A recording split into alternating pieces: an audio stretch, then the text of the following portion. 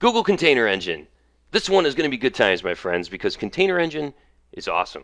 Containers are awesome. In fact, I'm sure you're well aware containers have been an extremely hot topic over the last few years, and that's because it's bringing so much to development and operations. In terms of agility, portability, development, deployment, really the entire life cycle is affected in one way or another in a positive way. And that's because developers now have full control over their environments. Containers have host our applications as well as all the dependency that application needs to run. So we no longer have to worry about the host that it runs on. And that's a huge deal that's giving everybody back a lot of time.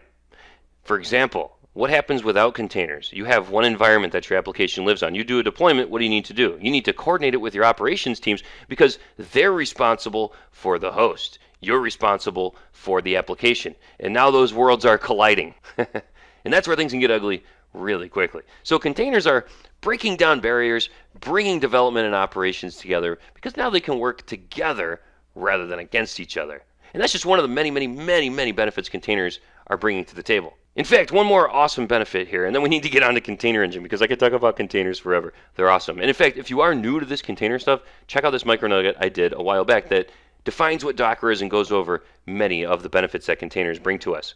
But here's one for your development teams. Now, without containers, you probably have these huge development teams building these monolithic applications where people are sure that you've got maybe teams focused on specific layers of the application, but it's still one massive code base, everyone stuck using the same technology and the same languages. Well, containers are ushering in the microservices era. There's a big fancy buzzword for you, which just basically means we can break all the parts and layers of our application into these serviceable components.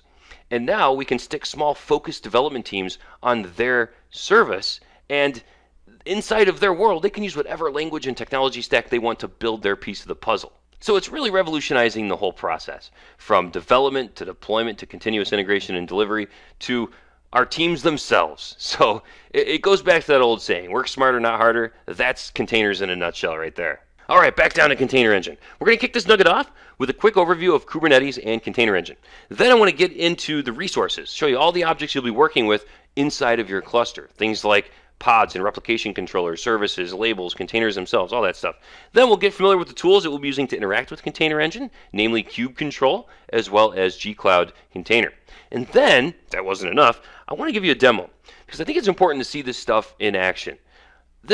These concepts, especially just containers themselves, these concepts are so new. I see a lot of people struggle with it. But when you throw in Kubernetes and Container Engine on top of that, I've seen brains explode right in front of me. So we're going to try to avoid that scenario. And seeing something in action, I think, really helps to put all these pieces together. Plus, it's a really cool demo that uses the Guestbook application, one that we're familiar with. We've been working with it here in CP100. We'll continue to work with it throughout the rest of CP100. So this just takes that Guestbook application and takes it to the next level by throwing it on a container cluster and then scaling it using Kubernetes. It's really fun to see. All right, let's get started. So what is Kubernetes anyway? First of all, it's also known as K8s or K8s, and essentially that comes from the name right here. See how there's 8 letters in between the K and the S? Yeah, that's where that comes from. But here's what it is. It's an open source platform for orchestrating containers across clusters of machines. Orchestrating is the key word there, because containers by themselves, they're great. But what happens when you need to schedule them onto nodes, when you need to scale up or scale down, when you need to roll out updates, when you need to balance them across many machines? Yeah, that's where things get difficult, because there's a lot of work around making that happen. And that's where Kubernetes comes into play, because it can do all of that and much more. It should be no surprise that Kubernetes came from the king of containers themselves, Google, who's been running their products and services inside of containers for a very long time. In fact, their internal orchestration system is known as Borg. And that's what Kubernetes is lightly based on. So all of those years of experience with the powerful Google scale internal orchestration system known as Borg reimagined into a nice public version that we can all use known as Kubernetes. So Kubernetes gives us a way to manage and orchestrate containers across a cluster of machines. It simplifies deployment, scaling, rolling out new features, and load balancing traffic into our cluster. It's also all of these things. Check out kubernetes.io for more information. There's a lot of great documentation on that site as well. And that brings us to Google Container Engine, otherwise known as GKE. Now you know what the K stands for, and this is our containers as a service offering here in GCP. Container Engine is essentially 3 things. It's Google Compute Engine. Anytime we spin up a cluster, we're really just spinning up GCE instances, which are going to have Docker on all of those instances with Kubernetes over the top of all of it. And it's actually a real pleasure to work with. It's very simple because of this right here. We have a nice declarative syntax for defining our configuration files. They're going to be YAML files. We just send them right over to Container Engine, and it'll make it all happen. Let's dig a little deeper and get familiar with all the different resources here that we're going to be creating and working with inside of Container Engine. Now, there's a lot of moving parts here, so let's break this down piece by piece, and then when we get into our demo, we'll do the same thing, only we'll fill this in with a real-world architecture. Let's start here with our container cluster. A container cluster is really what represents compute, networking, and storage within the cluster. It's a combination of all of our virtual machines, which are really just GCE instances running Kubernetes, as well as services and all these other components combined. We also have nodes. These are the virtual machines that act as a Kubernetes worker, and they host the Docker runtime as well as a kubelet agent, which is what the master uses to communicate with these nodes. And speaking of the master, by the way, this is what hosts the REST API as well as our replication controllers, which we'll talk about shortly. And one of the beauties of Container Engine is the master is fully managed. We can't even SSH onto it, although there is a web UI that it exposes that I'll show you when we get into our demonstration. But if you were to set up your own Kubernetes cluster outside of Container Engine, then you would be responsible for managing the master as well as the nodes. We also have pods. These are what we're going to be scheduling onto our nodes. They are really just a co-located group of containers that share context, they share the same networking namespace, and they expose an IP address.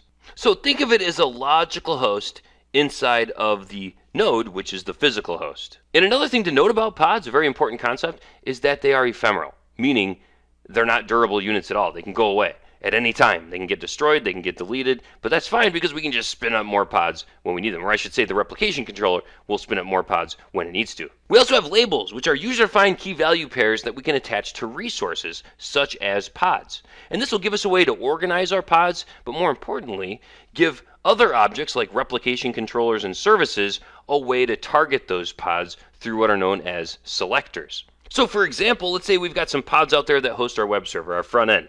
We could label those as T equals front end, tier equals front end. And we've got other pods out there that host our database server, so they're our back end. We could set those up with a label of T equals BE for back end. And now our replication controllers will have a selector in there so it knows which ones to target. So if it needs to scale down, it knows which set of pods to delete. Same with services. If we wanted to route, say, port 80 traffic, internet traffic, to our front ends, now it knows which pods to target. Another example is, let's say we were utilizing a microservices architecture and we've got many services inside of our cluster. We could set up a label on some pods as app equals this service or app equals that service, that kind of thing. We also have replication controllers. This is what's going to manage and monitor all of our pods. So when we set up a replication controller, we're going to define the number of replicas. How many pods do we want running with these containers across this cluster? And it will ensure that that number is always there. So it'll constantly monitor our cluster, and if we scale up, it'll spin up more. If we scale down, it'll spin more down. If something just dies out of nowhere, it'll bring another one back up. If that one decides to come back up, it'll spin another one down. So it will always ensure that the number of replicas that we define when we create the replication controller, it will always ensure that number of pods exist within the cluster. We also have services. Now, services are what's going to provide a stable IP address and DNS name for our pods. Remember, these pods are ephemeral. They're going to be going down and coming up, so they'll be getting new names and new IP addresses, and so we need a way to discover them. And that's what services bring to the table. They define a set of pods and a policy to access them, and they also provide load balancing services across the pods that they target. So there's the big picture as far as Container Engine resources go. These are all the objects and components we'll be working with inside of our cluster. And that's why I want to do a demo, because you'll be able to see where all of these things truly fit. We've got a couple of tools we'll be using to manage our cluster from the inside and the outside. The big one here is KubeControl. This is what we'll be using to create and work with many of those resources that we were just talking about. So we'll be creating our replication controllers and our services and managing and monitoring our pods using KubeControl. And this is not installed by default with the Cloud SDK. You will need to run a gcloud components update KubeControl in order to get it. The other one is gcloud Container. This is what we'll be using to manage our cluster from the outside. So we'll be using this to create clusters, delete clusters, to resize our cluster if we want to add more nodes into it, and also get credentials, which will be useful if you have more than one cluster. We'll need to point KubeControl at a specific cluster, and that's what get credentials will do for us. Are you ready for a cool demo? This is going to be our end game right here. I wanted to show you the final result first because we're going to wipe the slate clean and bring this up piece by piece so you can see how the process works and how all these pieces fit together. So again, we're going to work with the Guestbook app here, and it is a multi-tier web application. So the app itself is a PHP application, and it's going to be hosted here as our front end. Right, so we're going to have 3 pods initially that we're going to define through a replication controller, and it's going to ensure that we always have 3 front ends running across our 3 nodes. We're also going to have a Redis master. This is where all the writes are going to go into, and we're just going to have one of these. It's actually a best practice to always use a replication controller, even if you only have one pod. That way you do everything through the replication controller, because you could easily spin up these pods manually as well. But we're only going to have one of those, so we'll have one service associated with it. And then we're also going to have a Redis slave. These are going to be the worker nodes, and this is where all the reads are going to come into, because that when the writes hit our master, they're going to get replicated to these slaves or these workers. So we're going to start with 2 of those, and again, we'll be able to scale all of these tiers up independently. Another big benefit here of using containers as well as Kubernetes. So that's the end game. Let's wipe the slate clean and start fresh. All right, let's head up to cloud.google.com and let's head right into Container Engine. I'm also going to pin this down here so we can access it quickly and easily if we need to going forward. Now I'm going to do this all through Cloud Shell, through the command line rather than through the UI, although we'll go into the UI and I'll show you a few things. But I went through all the setup. Now I'm going to give you the URL for this tutorial. Certainly feel free to try it out on your own. It's a little hardcore for a fundamentals course because our lab after this nugget is extremely simple compared to this lab. So that's why I'm just going to demo this real quick, go through everything, and again, show you where everything fits. All right, so I went through the setup. I set my project here in Cloud Shell. I set my default compute zone. I downloaded the files here for the tutorial and unzipped them, and that's where I'm at. So the first thing we need to do is create a cluster. We're going to use gcloud container clusters create, pass in the name of our cluster, and notice we're accepting the defaults for everything here. So it's going to default the machine type and default the number of nodes, which is 3. So I'm going to hit enter, and that is going to spin it up. And that'll take a minute to spin up our cluster, but what'll happen is when we're done, this is what our cluster will look like. And there it is. So what is this called again? You guessed it, a container cluster. So we've got 3 nodes as well as a fully managed master ready to go. Now we just need to get some things onto these nodes, and the first thing we're going to do is set up our Redis master. So we're going to need to define a replication controller that will define the number of replicas as well as containers that will live inside of the pod. And there is our cluster, by the way. There's our name, there's the zone it lives in, the master version of Kubernetes that we're currently on, the master IP, the machine type, there's the default machine type, N1 standard 1, our node version of Kubernetes, the number of nodes, and the status. It's currently running. You can also see this now right here inside of Container Engine. There it is. There is our cluster up and running. Now let's head back to the command line and spin up this Redis master replication controller. Let me do an ls just to show you. These are all of the files associated with the tutorial that I unzipped. And these are YAML files. That contains the declarative syntax where we're going to define the resources to spin up. So we'll define these resources, package them in a file, and then send it over to kubectl, and it'll create those resources for us. Let me just do a cat on our Redis master controller here just to show you what the syntax looks like. It's very simple to get the hang of. So your kind is a replication controller. That's the resource we're going to spin up. Here's the metadata, so the name of the replication controller as well as a label. Here's our key value pair, name, key, value, Redis master. Then the spec is going to define our replica, the selector which pods these apply to with that label, and then the template for defining the pod and the containers within. So our template here, we're going to, again, label these pods with name Redis master, as well as the container itself, which is going to pull the Redis image, and we're going to open up port 6379. So to create this replication controller, very simple. Kubectl create. The F switch is for the file path, and we're just going to pass in that file. Pass it up to kubectl, and boom, it's going to create that replication controller, which is going to create that pod containing that container, which is the master Redis container. So here's what we look like right now. We have one replication controller, and we have one pod with one container in it hosting our Redis database. And both of these have the tag name Redis master. Let's head back to the command line. Let me show you something else really cool here. If we do a kubectl get pods, watch this. We've got one pod running. Check that out. We could also pass in the O switch here and go wide so we can see the node that this pod is running on. I'm going to copy that because I want to show you something else really neat here. If we head over to container, our compute engine, guess what we're going to see? We're going to see 3 instances in here. Look at that. Each one is the node. Obviously, the master node is in here, but those are all 3 of those Kubernetes worker nodes. And now, since we know which node our pod is running on, we could do something like this. G-Cloud compute SSH. Let's get right on to that node. Cool, we're in that node. And now we could do a, how about a Docker PS? Oh, sorry, sudo Docker PS. I knew better than that. And there it is. So here's other containers running in here for Container Engine, but here is our container right here. There it is. Pretty cool, right? All right, let's exit out of here. Now we need a service. Remember, the service is going to provide a stable endpoint and essentially proxy traffic to all the pods that it targets via its selector. And if we look at ours here, here it is. Very simple declarative syntax. Once again, our kind is going to be service. Here's metadata for the service itself, and here's our spec where we set up our ports and we set up our selector. And it's going to target any pods that have Redis master inside of it as their label. Now, let's go ahead and create that service. Same thing, kubectl create, pass in the F switch for the file, and it'll read that file and figure out that we want to create a service. And now we can do a kubectl get services. So there it is. The second entry here is our Redis master service that we just created. So there's the port that we defined, and there is our selector. So now any traffic that hits this service will get proxied down into the pods associated with this through the selector. So here's what we look like now. We have a service on top of our pod.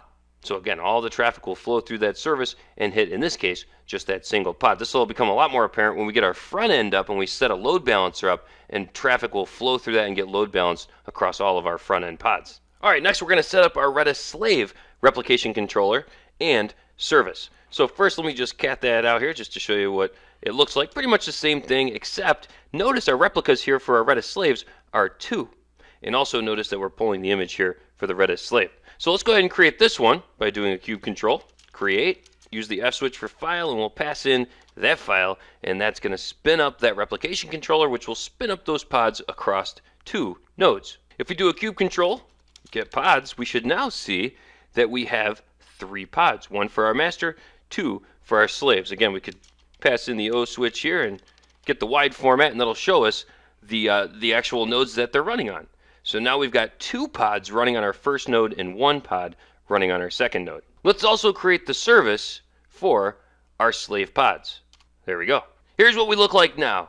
We have a slave replication controller as well as a slave service that's going to proxy traffic to our 2 pods running across 2 nodes. Our last step is to create our front end replication controller, which will create 3 front end pods. We'll have 1 running on each node, and we'll also then create a front end service. And this time we're going to set load balancing up on the service and expose it. So that way traffic will go through and get load balanced through to our front ends. So back at the command line here, let's just cat out once again our replication controller for the front end. This time, notice we're going to set up 3 replicas. And here is our front end, which contains our guestbook PHP application. So let's go ahead and create this one as well. Kubectl create F, and we will pass in that controller definition, and that's going to create it. Now, if we do a kubectl get pods, you can see they're not all going to be up yet. See that we got they're all 3 in a pending state, so it's still spinning them up. We could keep checking this, and eventually they'll all be in a running state. Let's try that again.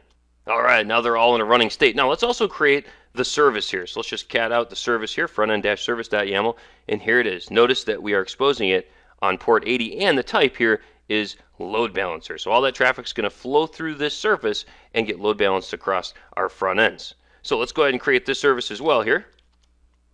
And there we go. So now if we do a kubectl get services, check this out. Notice something really interesting here with our front end. External IP isn't none, but it isn't anything. That's because it's still getting set up. And it's going to take a couple of minutes to set this up, but eventually we will get an external IP on our front end pod, and that's the IP we will hit, and we'll be able to see the guestbook application here in our browser. All right, so I gave that a couple of minutes. Let's test it out now, and look at that. We've got an external IP address right there. So I'm just going to copy that, open up a new tab, and what do we get? Hey, look at that. There it is. Container Engine rocks. Boom. It works. Now let me show you a couple of really cool things here. First, here's what we look like now. So we added that front-end replication controller, which generated these 3 front-end pods, spread them out across those 3 nodes in our cluster. We created this load-balanced front-end service, exposed it to the world, so now anybody can hit this IP, and all that traffic will get load-balanced across our front-end pods. When we write, that data will go through the Redis master here, and it'll find the back ends to replicate to through the Redis slave, right? Discovery right there through the services. And then all of those reads are going from our front-end, hitting those Redis slaves as well, also discovering it through the service. A couple of interesting things I want to point out here. Number one, remember how I mentioned our master has a nice web UI on it that we can work with? Well, in order to see that web UI, first we need to do a gcloud container clusters describe. And let's pass in our cluster name, which is guestbook.